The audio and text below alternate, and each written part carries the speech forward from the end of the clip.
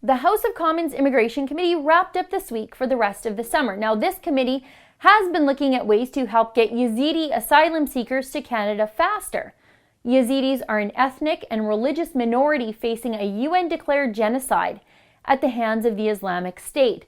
The Islamic State accuses the Yazidis of devil worship. They've been torturing the men and boys into forced Islamic conversions, killing those who don't convert, and selling the women and girls into lives of sex slavery. Now, the House of Commons Committee has been hearing testimony from a number of NGOs, one of which is a Christian aid organization called Samaritan's Purse.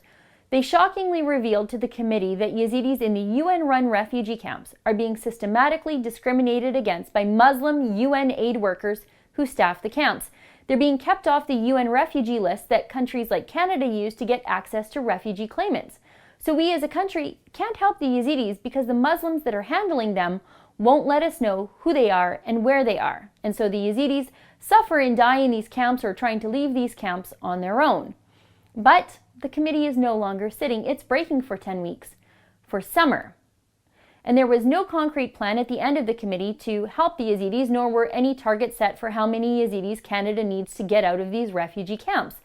What the Liberals did instead was they drafted a letter to the Immigration Minister, John McCallum, that contained no specific recommendations and basically said that Canada should be expediting refugee applications.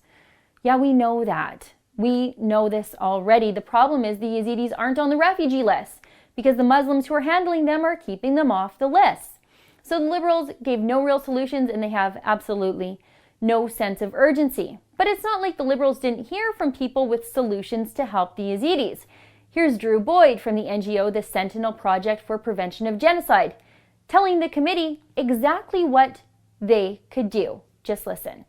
The best way to address it for the international community really is to build this sort of infrastructure that allows the implementation of asylum applications, the identification of and assistance of to vulnerable groups, and that really does involve sort of a concerted physical presence in the region, not necessarily within the conflict zone itself, but being able to establish a base of operations near and being able to reach out to and appeal to and coordinate with the local groups by circumventing some of the power structures which are obstacles to the implementation of a lot of international programs.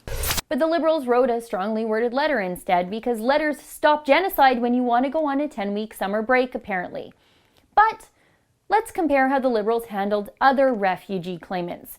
The Trudeau Liberals were really good at setting refugee targets when it came to Syrian refugees who were already safely in Turkey out of a war zone. Trudeau promised to get 25,000 Syrian refugees into Canada in, get this, 10 weeks. The exact same amount of time they're taking as a break from even thinking about the Yazidi genocide.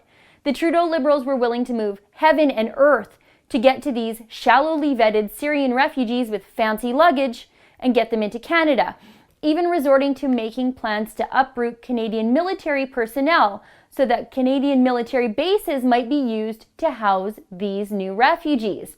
The plan to get Syrian refugees into Canada was so detailed in every aspect, of course, except the vetting, that there was even a budget for Korans and prayer rugs.